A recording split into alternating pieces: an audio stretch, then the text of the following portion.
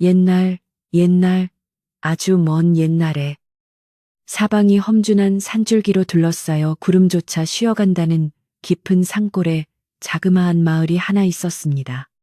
그 마을 한복판에는 기와 지붕이 멋들어진 큰 기와집이 있었는데 그곳에는 마음씨 너그럽고 덕망 높은 최 씨 부인이 엄격하면서도 따뜻하게 집안을 다스리며 살고 있었지요.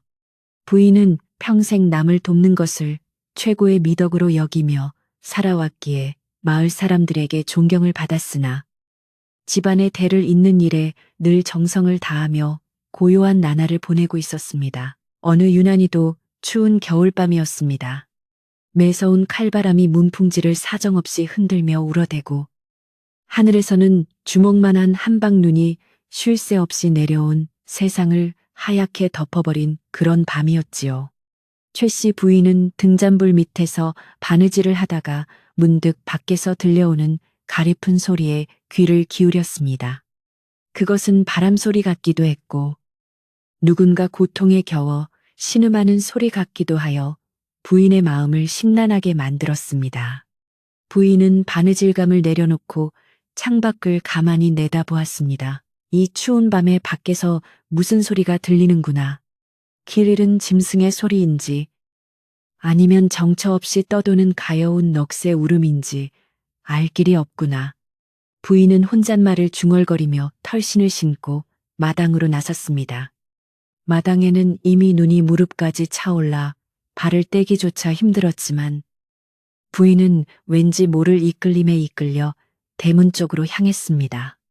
차가운 공기가 폐부 깊숙이 스며들었지만 부인은 걸음을 멈추지 않았고 마침내 굳게 닫힌 대문 앞에 서서 조심스럽게 빗장을 풀었습니다. 대문을 열자마자 부인의 눈앞에 믿기 힘든 광경이 펼쳐졌습니다. 낡고 해진 무명옷 한 벌만을 걸친 채 눈더미 속에 쓰러져 있는 어린 소녀가 보였던 것이지요. 소녀의 얼굴은 창백하게 질려 있었고 손과 발은 이미 동상에 걸린 듯 보랏빛으로 변해 있었습니다. 소녀는 의식을 잃은 듯 보였지만 입술을 미세하게 떨며 무언가 간절히 바라는 듯한 표정을 짓고 있었습니다. 부인은 소스라치게 놀라며 소리쳤습니다. 아이고, 이 어린 것이 어쩌다 이 지경이 되었단 말이냐 얘야. 정신 좀 차려보거라. 부인은 서둘러 소녀를 등에 업고 안방으로 데려왔습니다.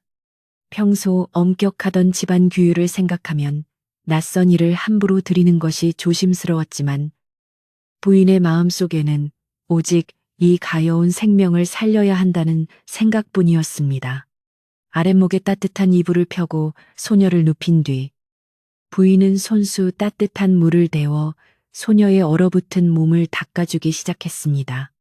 소녀의 몸은 얼음장처럼 차가웠고 부인의 손길이 닿을 때마다 가녀린 몸이 떨리는 것을 보며 부인의 가슴은 미어지는 듯 아파왔습니다. 어디서 온 누구인지 알 길은 없으나 이 추운 날 홀로 버려졌으니 그 사연이 얼마나 기구할꼬. 부인은 정성스럽게 소녀를 간호하며 밤을 지새웠습니다. 한참이 지나서야 소녀의 창백하던 얼굴에 조금씩 생기가 돌기 시작했고 감겨있던 눈꺼풀이 파르르 떨리더니 마침내 천천히 눈을 떴습니다.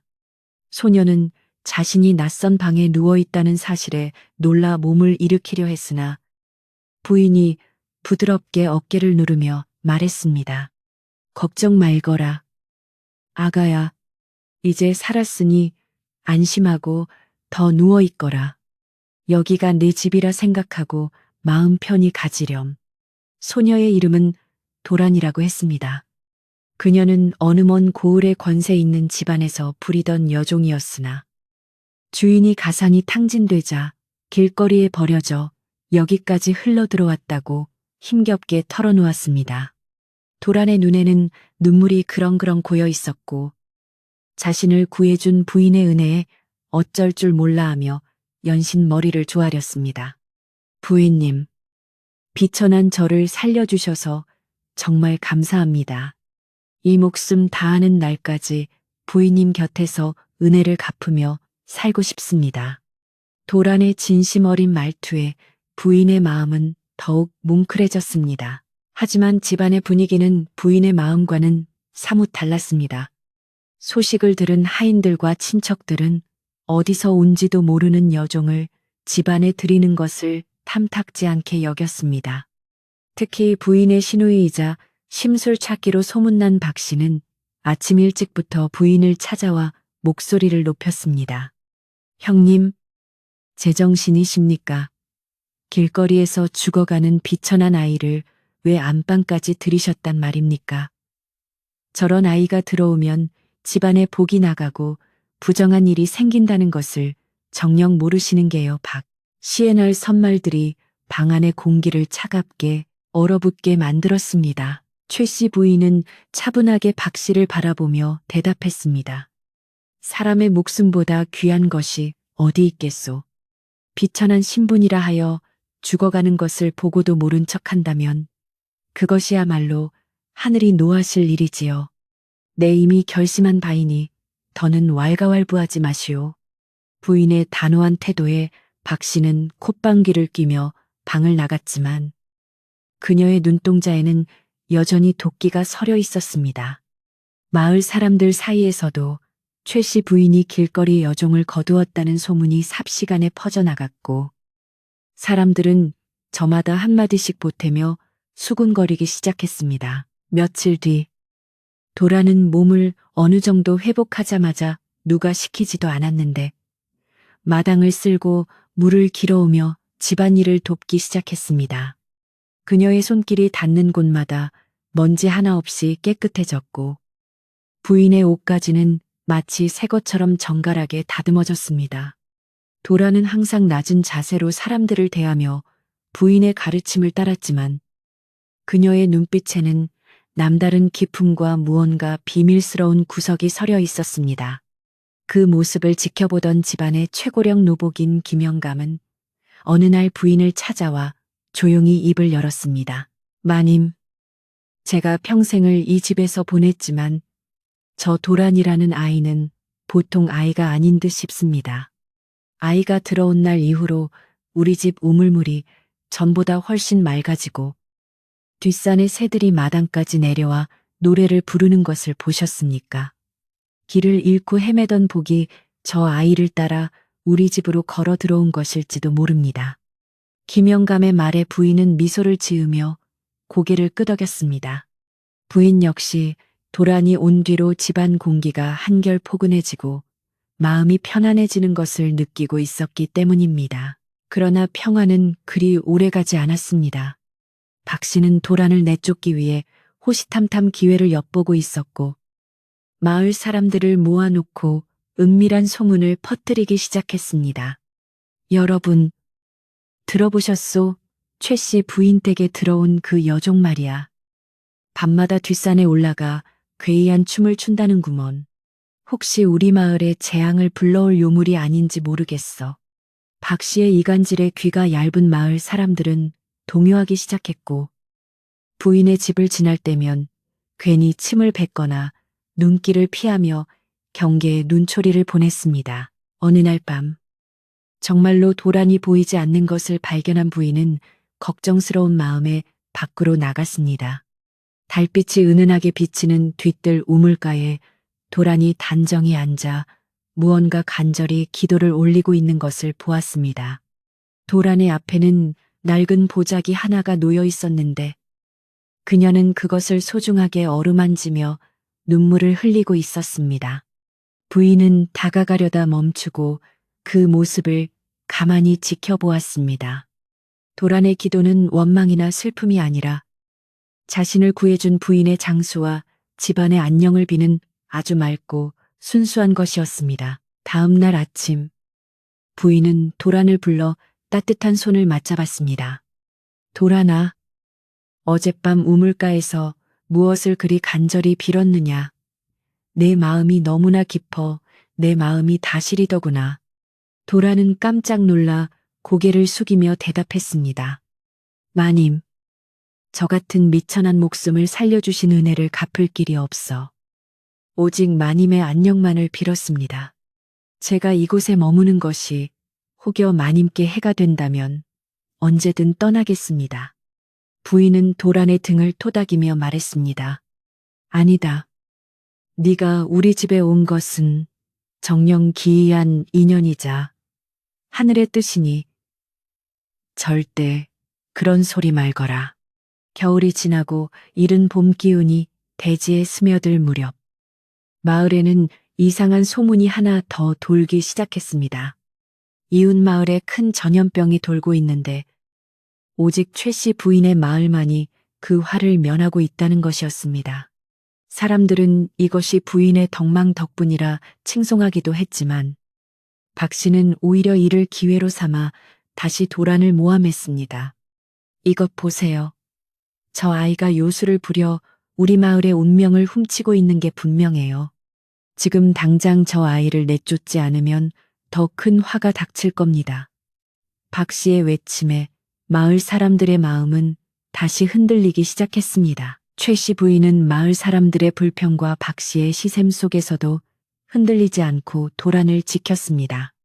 하지만 도란의 표정은 날이 갈수록 어두워졌습니다.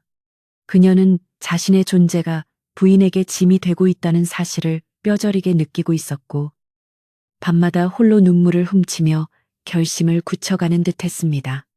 어느덧 산골 마을의 봄꽃이 망울을 터뜨리려 할 때 부인의 집 대문 앞에는 심상치 않은 차림의 낯선 사내들이 나타나 도란의 행방을 묻기 시작했습니다.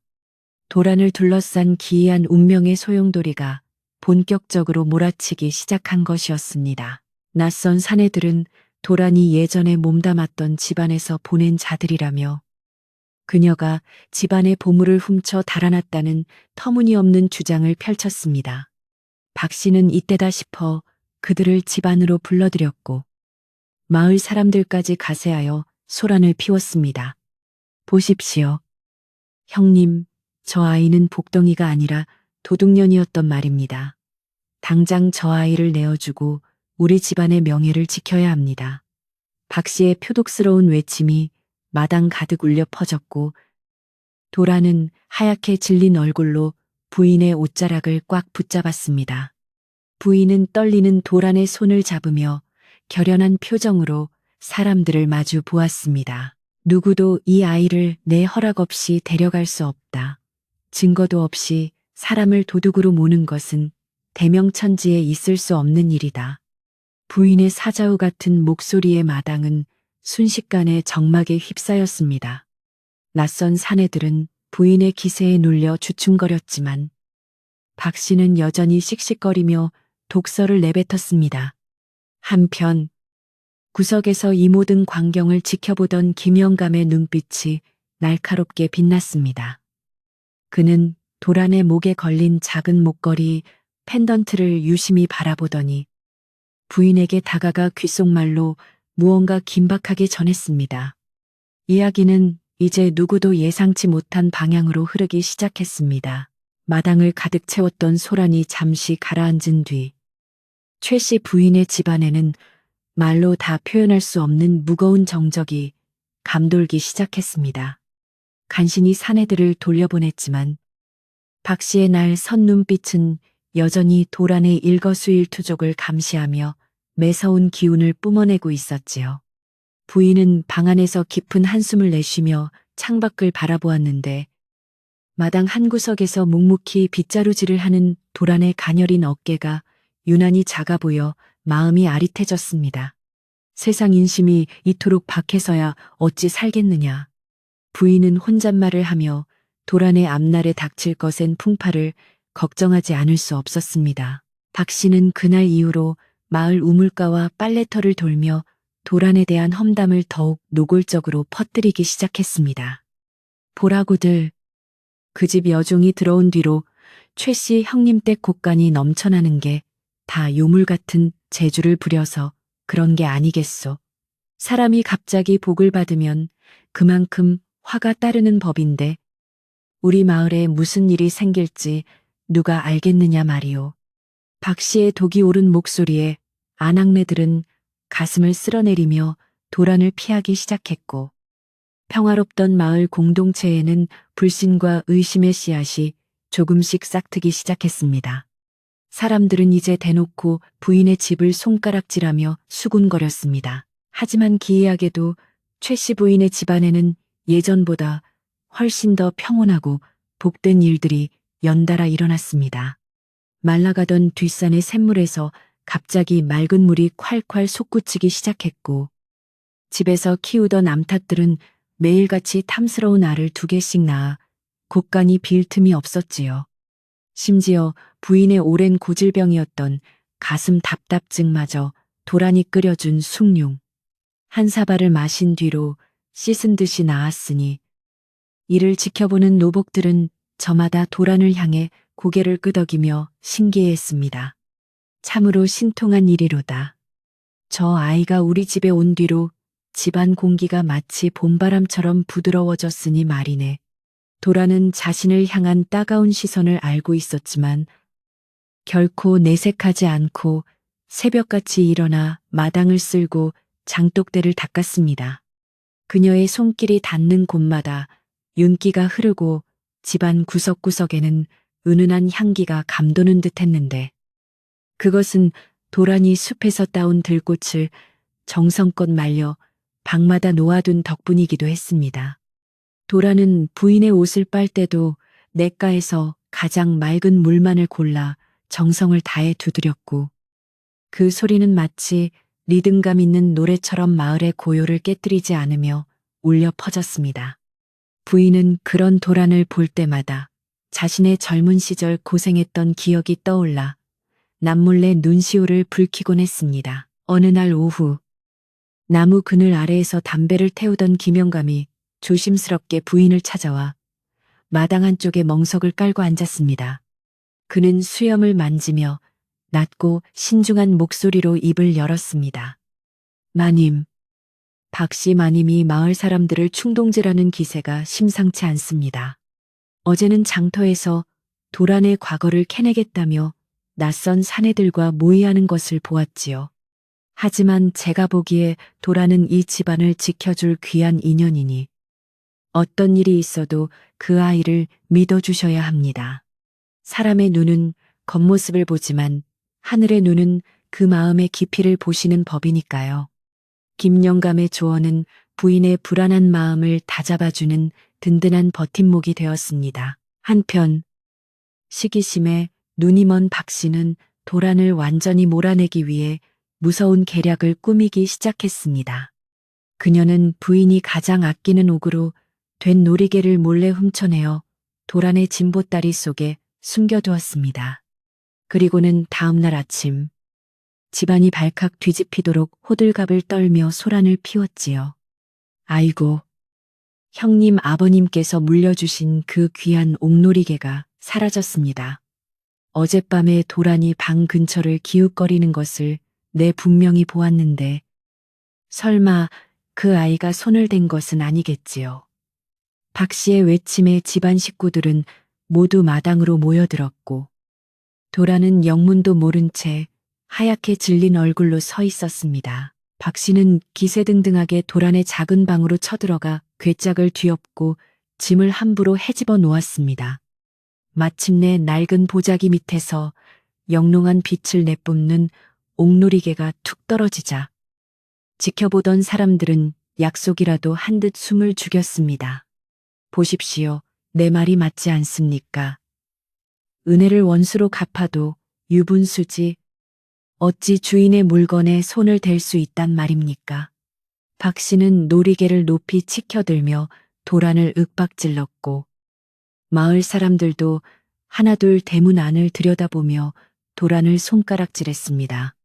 도란은 억울함에 입술을 파르르 떨며 눈물을 흘렸지만 그 어떤 변명도 입 밖으로 내지 못한 채 바닥에 엎드렸습니다. 최 씨 부인은 침착하게 마루 끝에 앉아 그 모든 광경을 지켜보고 있었습니다. 부인의 눈에는 겁에 질린 도란의 표정과 승리감에 도취한 박 씨의 비열한 웃음이 극명하게 대비되어 보였습니다. 부인은 도란이 평소 얼마나 정직하고 검소한지 누구보다 잘 알고 있었기에 이 사건 뒤에 누군가의 음모가 숨어 있음을 직감했습니다. 부인은 자리에서 일어나 도란에게 다가가 떨고 있는 그녀의 손을 가만히 잡아주었습니다. 도란아, 나를 똑바로 보거라. 네가 정령이 놀이개를 가져갔느냐? 네 진심을 말한다면 나는 내 말을 믿을 것이니 두려워 말고 대답해 보거라. 부인의 목소리는 낮았지만 힘이 있었습니다. 도라는 부인의 따뜻한 눈빛을 마주하자 서러움이 북받쳐 올라 굵은 눈물 방울을 뚝뚝 떨어뜨렸습니다. 마님, 저는 결코 마님의 소중한 물건에 손을 대지 않았습니다. 저에게는 마님께서 주신 따뜻한 잠자리와 밥 한 그릇이 세상 무엇보다 귀한 보물입니다. 어찌 그런 탐욕을 부려 마님의 얼굴에 먹칠을 하겠습니까? 도란의 목소리는 비록 가리펐지만 거짓 없는 진실함이 서려 있었습니다. 박 씨는 옆에서 발을 구르며 도란의 말을 가로막았지만 부인은 손을 들어 박 씨를 제지했습니다. 부인은 놀이개를 집어들어 만져보더니 무언가 이상한 점을 발견한 듯 고개를 갸웃거렸습니다. 부인은 옥놀이개에 묻은 얼룩을 유심히 살피며 입을 열었습니다. 이 놀이개는 내가 장독대에 잠시 놓아두었던 것인데 도란이가 가져갔다면 그 손에 장냄새가 나야 할 터이나 이 아이의 손에서는 오직 빨래 비누 냄새뿐이로구나. 오히려 박씨 자네의 소매 끝에 묻은 저 붉은 흙은 어찌 설명하겠소. 그 흙은 내가 놀이개를 두었던 장독대 뒤편 산길에만 있는 흙이 아니던가. 부인의 날카로운 지적에 박씨의 얼굴은 순식간에 흙빛으로 변했고 구경하던 하인들 사이에서도 의심의 눈초리가 박씨에게로 향했습니다. 박씨는 당황하며 변명을 늘어놓으려 했지만 목소리는 이미 떨리고 있었습니다. 비록 박씨의 계략은 실패로 돌아갔지만 마을 사람들의 마음속에 자리 잡은 불안감은 쉽게 가라앉지 않았습니다. 박씨는 포기하지 않고 밤마다 마을 선앙당에 가서 징을 치며 도란이 재앙을 부른다는 기도를 올리는 척 연기했습니다. 소문은 꼬리에 꼬리를 물고 이어져 이제 마을 사람들은 가벼운 기침만 해도 도란이 불러온 전염병이라며 호들갑을 떨었습니다. 산골 마을의 평화는 겉으로 보기에는 유지되는 듯 했으나 속으로는 이미 깊은 균열이 생기고 있었던 것이지요. 부인은 매일 밤 도란의 방에서 들려오는 가느다란 흐느낌 소리를 들으며 마을의 앞날을 깊이 걱정했습니다. 그러던 어느 날 마을 어귀에 남루한 차림을 한 노승 한 분이 나타나 최 씨 부인의 집대문 앞에서 시주를 청했습니다.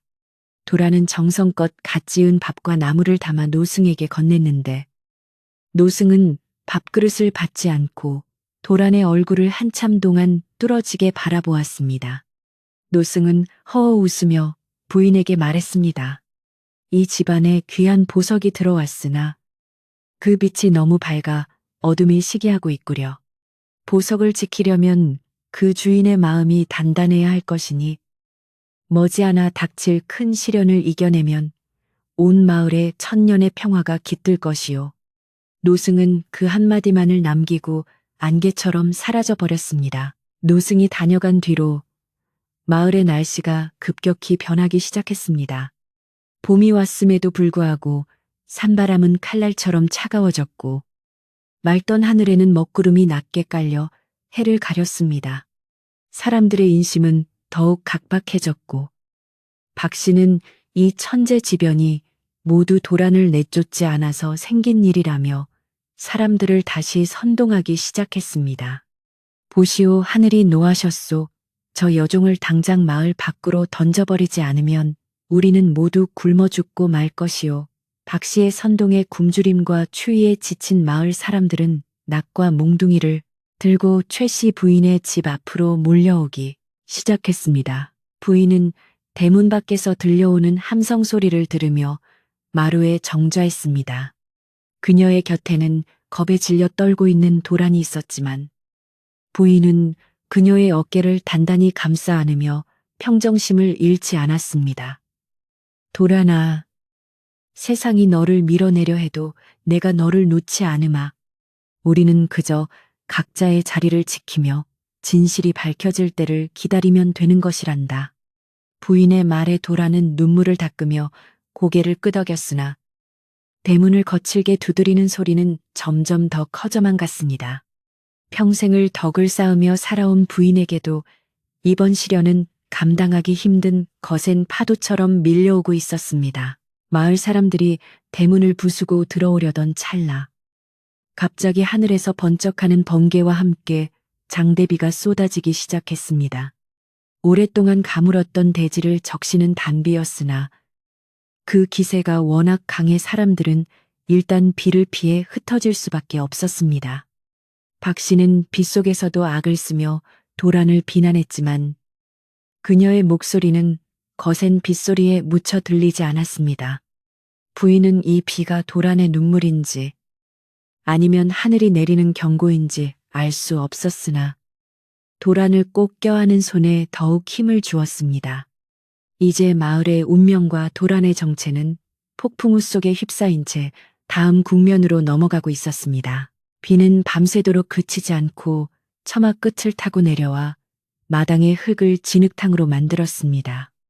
부인은 방 안에서 타오르는 촛불을 바라보며 깊은 상념에 잠겼습니다. 도라는 부인의 젖은 옷을 정성껏 말려 개어놓고 부인의 발치에 앉아 조용히 기도를 올렸습니다. 방 안에는 빗소리와 촛불이 타닥타닥 타는 소리만이 가득했고 그 평온함은 대문 밖의 험악한 분위기와는 대조적으로 기묘한 안도감을 주었습니다.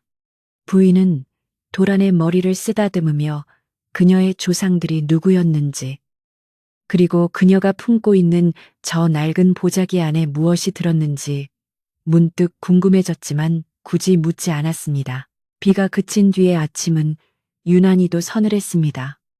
마을 사람들은 비를 피해 집으로 돌아갔지만 그들의 눈빛에는 여전히 풀리지 않은 원망과 의심이 가득 서려 있었습니다. 박 씨는 젖은 몸을 이끌고 마을 입구에서 다시금 사람들을 불러 모으며 다음 계획을 세우는 듯 보였습니다. 집안의 노복들은 부인의 눈치를 보며 조심스럽게 움직였고 김영감은 대문 빗장을 단단히 걸어 잠그며 사태의 추이를 살폈습니다. 도라는 자신의 운명이 풍전등화와 같음을 깨달은 듯 부인이 준 새 옷을 정갈하게 입고 큰 절을 올렸습니다. 그것은 마치 긴 이별을 준비하는 사람의 마지막 예법처럼 보였습니다. 비가 그친 뒤의 하늘은 야속하게도 다시 메마른 태양빛을 쏟아내기 시작했습니다. 잠시 대지를 적셨던 물기는 순식간에 증발해 버렸고 마을 사람들의 기대와는 달리 논바닥은 다시 거북 등껍질처럼 갈라지기 시작했지요. 사람들은 이제 그 비가 축복이 아니라 오히려 대지를 더 뜨겁게 달구기 위한 요물의 장난이었다고 믿기 시작했습니다. 마을 어귀의 느티나무 아래에는 근심 가득한 얼굴의 농부들이 모여 앉아 하늘을 원망하며 최씨 부인의 집 쪽을 매서운 눈으로 흘겨보곤 했습니다. 비가 오다 말다 하니 땅만 더 굳어버렸네. 이게 다 그 집 여종이 들어온 뒤로 천기가 뒤틀린 탓이 아니겠나. 농부들의 탄식은 곧 분노로 변해 마을 전체를 무겁게 짓눌렀습니다. 박 씨는 이 기회를 놓치지 않고 마을 아낙네들을 선동하며 더욱 자극적인 소문을 퍼뜨렸습니다. 여러분, 내 말을 들어보시오. 어젯밤 비가 올 때 그 여종이 장독대 위에서 무엇을 했는지 아시오? 입을 뻐끔거리며 하늘에 대고 주문을 외우는 것을 내가 똑똑히 보았단 말이오. 그 비는 복을 주는 비가 아니라 우리 마을의 정기를 빨아들이는 독비였던 게지. 박 씨의 터무니없는 거짓말은 굶주림과 갈증에 지친 사람들의 귀에 꿀처럼 달콤하게 박혔습니다. 사람들은 이제 도란을 단순한 여종이 아니라 마을을 망하게 하러 온 요괴로 여기기 시작했고 그녀를 내쫓지 않으면 조상 대대로 지켜온 터전이 사라질 것이라는 공포에 휩싸이게 되었습니다. 최 씨 부인의 집안 분위기도 예전 같지 않았습니다. 곳간의 식량은 넉넉했지만 마을 사람들의 눈총 때문에 하인들은 밖으로 나가는 것조차 두려워하게 되었습니다. 평소 정갈하던 집안 곳곳에 알 수 없는 긴장감이 감돌았고 하인들 사이에서도 도란을 멀리하려는 움직임이 뚜렷해졌습니다. 도란아, 너 때문에 우리가 무슨 고생이냐. 너만 없었어도 박씨마님이 저렇게 기세등등하지 않았을 텐데. 한 여종이 도란의 등 뒤에서 쏘아붙인 말은 도란의 가슴에 비수처럼 꽂혔습니다. 하지만 도란은 아무런 대꾸도 하지 않은 채 묵묵히 마당의 잡초를 뽑을 뿐이었지요. 그녀의 손은 흙투성이가 되었고 눈가에는 이슬 같은 눈물이 맺혔지만 부인 앞에서는 언제나 밝은 표정을 짓기 위해 애썼습니다. 그러던 어느 날 최 씨 부인이 가장 아끼는 가보인 은비녀가 사라지는 사건이 발생했습니다. 이 비녀는 부인의 시어머니로부터 물려받은 것으로 집안의 명예와 번영을 상징하는 아주 소중한 물건이었습니다. 부인은 평소 비녀를 안방 자개함 속에 깊숙이 보관해 두었는데 아침에 일어나 보니 함이 열려 있고 비녀만 감쪽같이 사라진 것이었습니다. 소식을 들은 박 씨는 기다렸다는 듯이 도란의 방으로 들이닥쳤습니다. 이번에는 빼도 박도 못할 증거가 나올 것이다. 주인의 비녀까지 탐을 내다니. 정녕 내 목숨이 아깝지 않은 모양이로구나. 박 씨의 호통에 도란은 겁에 질린 채 방구석으로 몸을 피했지만 박 씨의 손길은 무자비했습니다. 박 씨는 도란의 유일한 재산인 낡은 보자기 꾸러미를 낚아채 마당으로 던졌습니다. 매듭이 풀리며 보자기 속 내용물이 쏟아져 나왔는데 그 안에는 낡은 베네저고리 한 벌과 마른 꽃잎 몇 장, 그리고 정말로 부인의 은비녀가 빛을 내며 섞여 있었습니다. 이것 보십시오. 형님, 제 말이 틀렸습니까? 이 아이는 은혜를 갚기는커녕 우리 집안의 뿌리를 흔들고 있습니다. 박 씨는 비녀를 치켜들며 마당에 모인 사람들에게 보였습니다. 마을 사람들은 약속이라도 한 듯 욕설을 내뱉었고 몇몇 성급한 청년들은 대문 안으로 들어와 당장 도란을 끌어내라고 소리쳤습니다. 부인은 충격에 휩싸여 비녀와 도란을 번갈아 바라보며 말을 잇지 못했습니다. 도란은 바닥에 엎드려 울부짖으며 호소했습니다. 마님, 정말로 제가 한 일이 아닙니다. 저는 그 보자기 속에 비녀가 들어있는지조차 몰랐습니다. 누군가 저를 함정에 빠뜨리려 한 것입니다. 제발 제 진심을 한 번만 더 믿어주십시오. 도란의 애절한 목소리는 마당을 가득 채웠지만 분노한 마을 사람들의 함성에 묻혀 제대로 전달되지 않았습니다. 박 씨는 승리감에 도취하여 마을 사람들을 부추겼습니다. 무엇들 하시오. 이런 도둑년은 관가에 넘기기 전에 마을법으로 다스려야 하오. 당장 멍석을 가져와서 저 아이를 말아버립시다. 사람들은 멍석을 가져오려 분주하게 움직였고 현장은 순식간에 아수라장으로 변했습니다. 그때 집안의 가장 어른이자 부인의 조언자였던 김영감이 앞으로 나섰습니다. 그는 평소보다 훨씬 엄격하고 근엄한 표정으로 사람들을 가로막았습니다. 모두 멈추시오. 이 집의 주인은 최 씨 부인이신데 어찌하여 외부인들과 하인들이 마구잡이로 집안의 일을 결정하려 든단 말이오. 증거가 나왔다고는 하나 저 아이의 눈망울을 보시오. 저것이 정령 도둑의 눈빛이란 말이오. 김영감의 한마디에 흥분했던 사람들은 잠시 주춤거렸습니다. 김영감은 부인에게 다가가 고개를 숙이며 말했습니다. 마님, 진실은 때로 눈에 보이는 것 너머에 있습니다. 저 아이가 품고 있던 보자기 속의 물건들을 다시 한번 자세히 살펴주십시오. 부인은 김영감의 말에 이끌려 바닥에 흩어진 도란의 물건들을 하나하나 살펴보기 시작했습니다. 낡은 베넷저고리에는 붉은 실로 작게 이름이 수놓아져 있었는데 그것을 본 부인의 눈동자가 크게 흔들렸습니다. 또한 비녀가 놓여있던 자리 근처에는 박 씨의 옷에서 떨어진 것이 분명해 보이는 화려한 명주, 실타래 조각이 떨어져 있었습니다. 부인은 무언가 깨달은 듯 입술을 굳게 다물고 박 씨를 매섭게 노려보았습니다. 박 씨, 자네 어제 저녁에 내 방에 들렀을 때 소매에 무엇을 숨기고 있었소? 이 실타래 조각은 자네가 입고 있는 그 옷의 자수와 정확히 일치하는구먼. 부인의 날카로운 추궁에 박 씨의 얼굴은 순식간에 하얗게 질렸습니다. 당황한 박 씨는 억지 웃음을 지으며 손사래를 쳤습니다. 아니, 형님, 그게 무슨 말씀이십니까? 제가 형님의 물건에 손을 댈 이유가 어디 있겠습니까? 저 실조각은 그저 우연히 떨어진 것이겠지요. 오히려 저 여종의 보자기에서 비녀가 나온 사실이 더 중요한 게 아닙니까?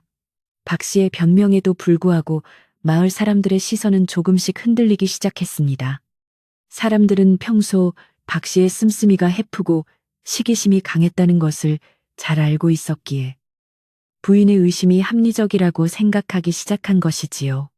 하지만 박 씨는 포기하지 않고 마을 사람들을 향해 다시 한번 소리쳤습니다. 여러분, 속지 마십시오. 저 여종이 부인님께 요술을 부려 정신을 흐리게 하고 있는 것입니다.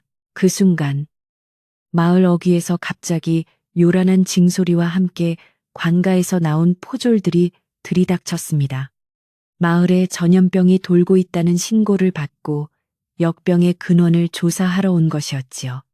박 씨는 이때다 싶어 포졸들에게 달려가 도란을 가리켰습니다. 나으리들, 잘 오셨습니다.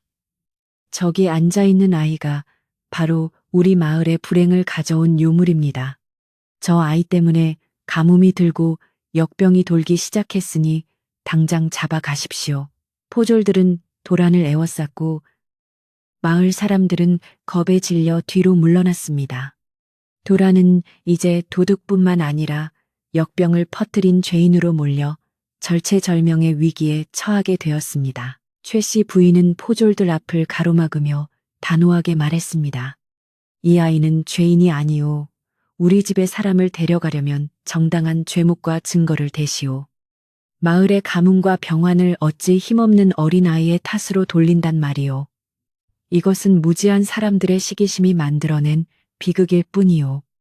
부인의 당당한 기세에 포졸들도 함부로 손을 대지 못하고 주춤거렸습니다. 하지만 마을 사람들의 불만은 극에 달해 있었고 만약 도란을 지키려다 마을 전체가 피해를 입는다면 부인의 입장도 난처해질 수밖에 없는 상황이었습니다. 도란은 자신 때문에 부인이 공경에 처하는 것을 더는 지켜볼 수 없다는 듯 자리에서 일어났습니다. 도란은 부인에게 다가가 깊이 절을 올린 뒤 맑은 목소리로 입을 열었습니다. 마님, 저의 미천한 목숨을 구해주시고 사람답게 살 수 있게 해주신 은혜는 뼈에 새겨 있지 않겠습니다. 하지만 저로 인해 마을이 어지럽고 마님께서 욕을 보신다면 제가 어찌 이곳에 더 머물 수 있겠습니까? 제가 관가로 가서 조사를 받겠습니다. 진실은 하늘이 알고 계실 것이니 너무 걱정 마십시오. 도란의 결연한 태도에 부인은 가슴이 찢어지는 듯한 통증을 느꼈습니다. 도란은 포졸들에게 순순히 두 손을 내어주었고 그녀가 끌려나가는 뒷모습을 보며 박 씨는 남몰래 사악한 미소를 지었습니다. 도란이 끌려가자마자 마을에는 신기하게도 안개가 자욱하게 끼기 시작했습니다. 대낮임에도 불구하고 앞을 분간할 수 없을 정도로 짙은 안개였지요. 마을 사람들은 이것이 또 무슨 조짐이냐며 두려움에 떨며 각자의 집으로 숨어들었습니다. 부인은 텅 빈 마당에 홀로 앉아 도란이 남기고 간 낡은 보자기를 소중하게 감싸 안았습니다. 그 안에는 도란의 슬픈 과거와 부인이 잊고 지냈던 기억의 조각들이 뒤섞여 있었습니다. 김영감은 부인의 곁을 지키며 조용히 말했습니다. 마님, 이제 진실의 문이 열릴 때가 되었습니다. 도란이가 가져온 저 베네쩌고리의 주인이 누구인지 제가 알아본 듯합니다. 김영감의 말에 부인은 소스라치게 놀라며 보자기를 다시 펼쳤습니다. 베네쩌고리의 소매 끝에는 아주 작은 글씨로 최라는 성씨가 수놓아져 있었습니다. 그것은 부인이 아주 오래전 가난 때문에 헤어져야 했던 친정 조카의 이름이었습니다. 부인의 눈에서 굵은 눈물이 뚝뚝 떨어졌습니다. 세상에 어찌 이런 일이 있을 수 있단 말이냐. 도란이가 정녕 나의 혈육이란 말이냐. 내 눈앞에 두고도 알아보지 못하고 그 고생을 시켰단 말이냐. 부인은 오열하며 도란을 찾으러 가려 했으나 짙은 안개 때문에 길을 나설 수가 없었습니다. 안개 속에서는 누군가의 구슬픈 노랫소리가 들려오는 듯 했습니다. 한편 광가로 압송되던 도란은 안개 속에서 길을 잃은 포졸들을 뒤로하고 어느 고요한 숲길에 멈춰 섰습니다. 그녀의 앞에는 예전에 만났던 그 노승이 다시 나타나 인자한 미소를 짓고 있었습니다. 얘야, 고통의 시간이 이제 끝을 향해 달리고 있구나. 네가 품어온 인내와 사랑이 마침내 결실을 볼 것이니 두려워 말고 부인의 댁으로 다시 돌아가거라. 그곳에 네가 찾던 모든 진실이 기다리고 있을 것이다. 노승의 지팡이가 바닥을 한번 치자 거짓말처럼 안개가 걷히고 마을로 향하는 환한 길이 나타났습니다. 도라는 자신도 모르는 힘에 이끌려 다시 최 씨 부인의 집으로 발걸음을 옮겼습니다. 마을은 다시 정적에 휩싸였지만 그것은 폭풍 전야의 고요함과 같았습니다. 박 씨는 자신의 죄가 드러날까 두려워 짐을 싸서 도망치려 준비하고 있었고 마을 사람들은 각자의 방에서 숨을 죽인 채 내일 아침에 닥칠 일을 걱정하고 있었습니다. 부인은 밤새 잠을 이루지 못하고 도란의 베넷저고리를 가슴에 품은 채 대문 앞을 지켰습니다.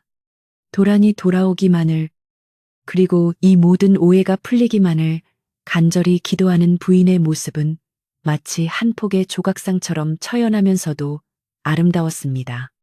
달빛만이 창백하게 내려앉은 산골 마을의 밤은 그렇게 서서히 깊어가고 있었습니다. 어느덧 새벽이 밝아오고 멀리서 닭 울음소리가 들릴 때쯤 대문 밖에서 조심스러운 발자국 소리가 들려왔습니다.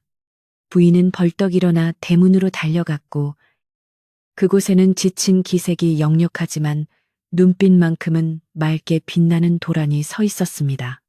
두 사람은 서로를 바라보며 한참 동안 아무 말도 하지 못했습니다.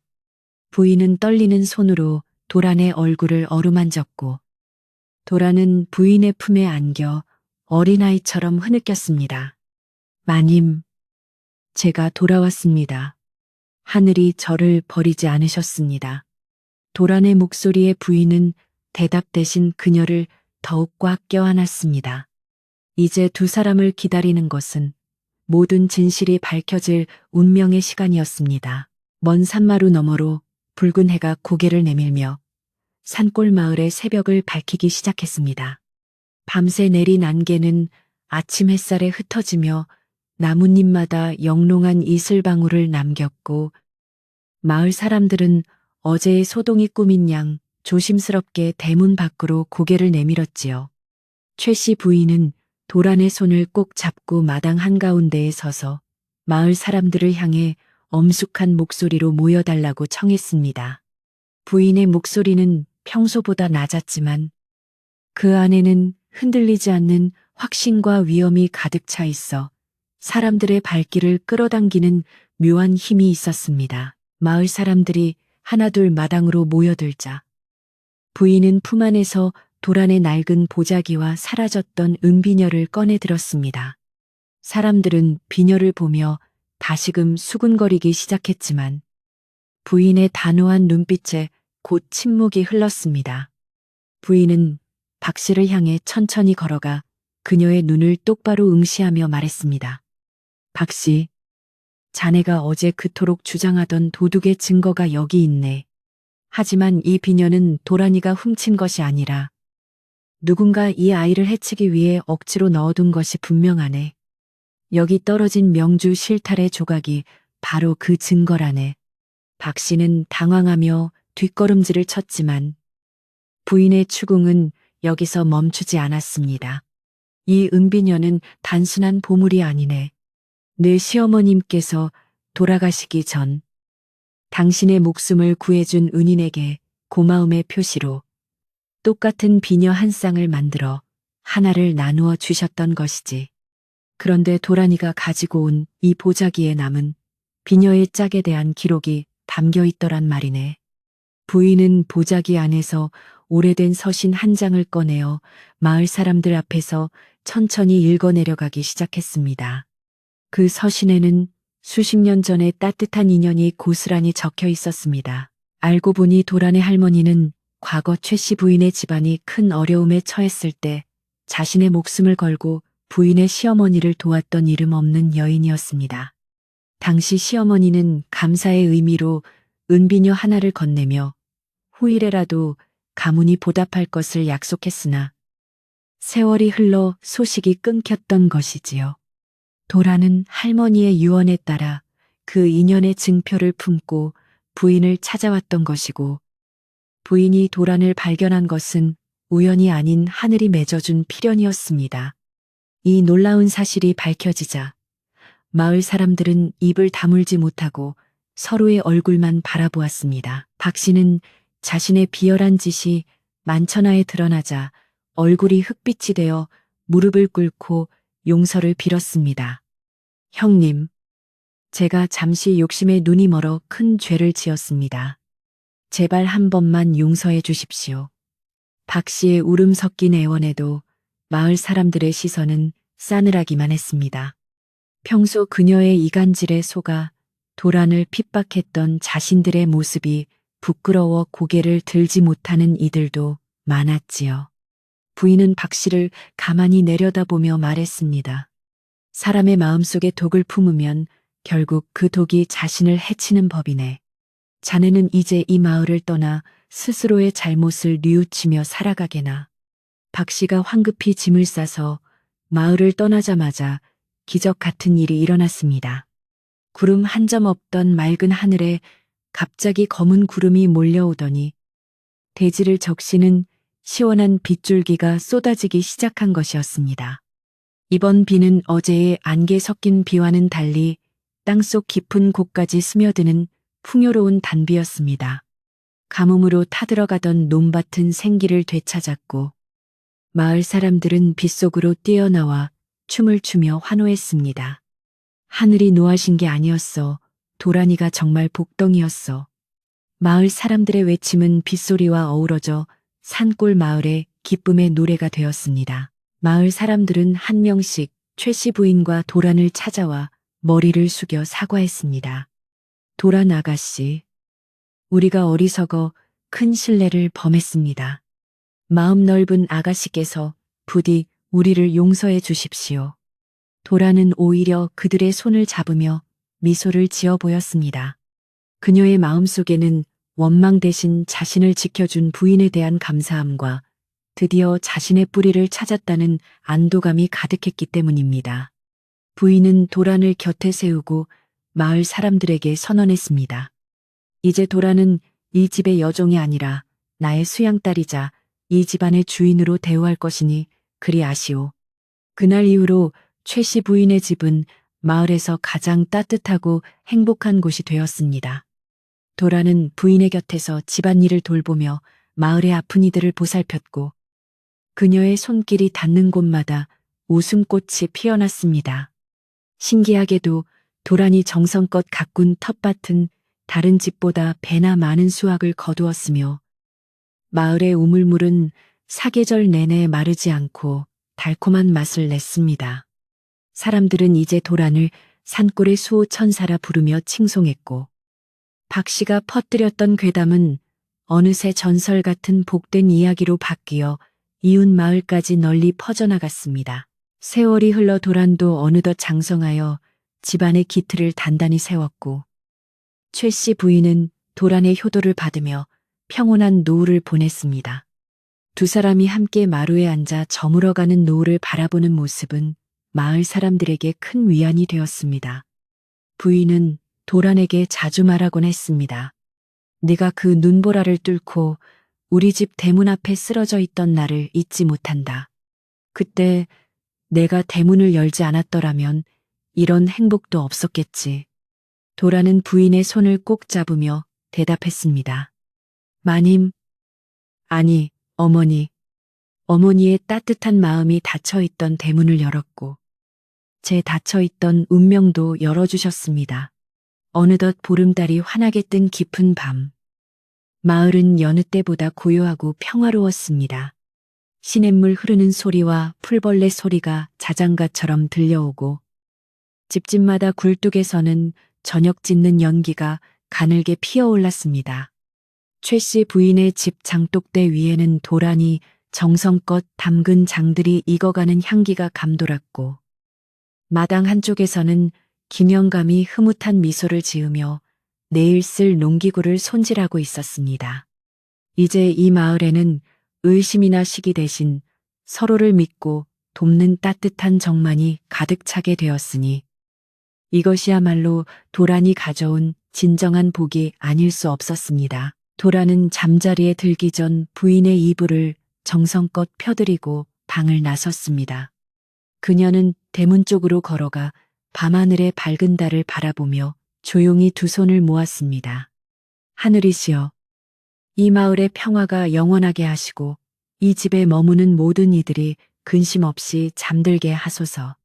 도란의 기도는 밤바람을 타고 산 너머로 멀리 퍼져나갔고 그 소리를 들은 숲속의 짐승들도 조용히 숨을 죽이며 밤의 정적 속으로 빠져들었습니다. 마을의 수호신도 흐뭇한 듯 구름 뒤로 몸을 숨기며 마을의 안녕을 지켜주고 있는 듯한 그런 밤이었습니다. 사람들은 이제 최 씨 부인 댁의 대문이 언제나 열려 있다는 것을 알게 되었습니다. 배고픈 나그네에게는 따뜻한 밥 한 그릇을, 길 잃은 아이에게는 편안한 쉼터를 제공하는 그 집은 마을의 심장과도 같았지요. 도라는 자신이 받은 사랑을 만인에게 나누어 주며 신분이 낮든 높든 모든 생명은 귀하다는 부인의 가르침을 실천하며 살았습니다.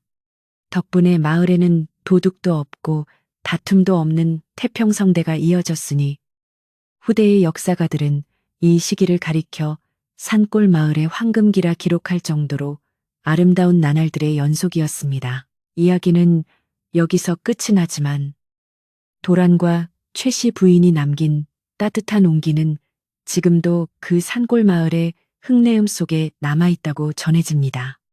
누군가 진심을 다해 남을 돕는다면 하늘은 반드시 그 선의를 기억하고 예상치 못한 축복으로 돌려주신다는 평범하지만 귀한 진리를 우리는 다시금 되새기게 됩니다. 이제 여러분도 그 따뜻한 기운을 마음속에 품고 편안하게 눈을 감으시길 바랍니다.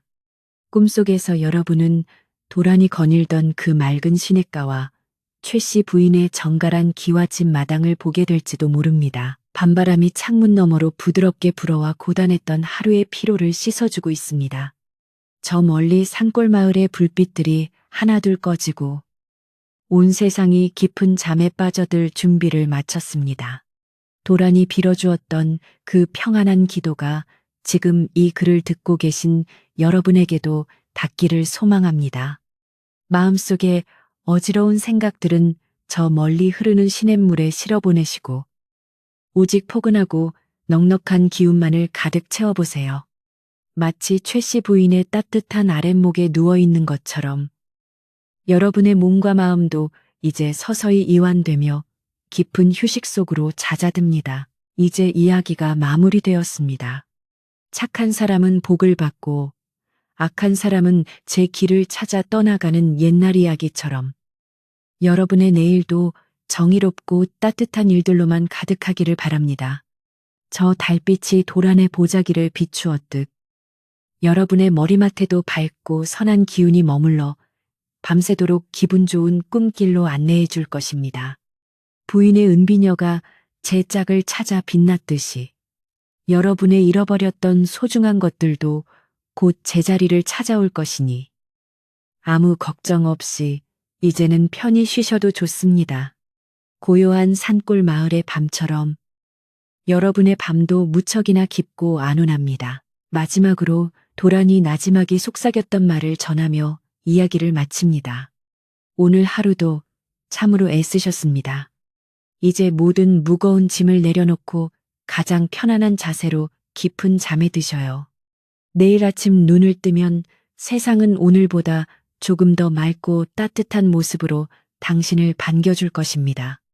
이 따뜻한 온기를 느끼며 이제 서서히 의식을 깊은 어둠 속으로 맡겨보십시오. 산골 마을의 정적이 여러분을 부드럽게 감싸 안아줄 것입니다. 모두가 행복하고 평화로운 이 밤. 여러분도 꿈결 같은 평안함 속에서 아름다운 밤을 보내시길 바랍니다.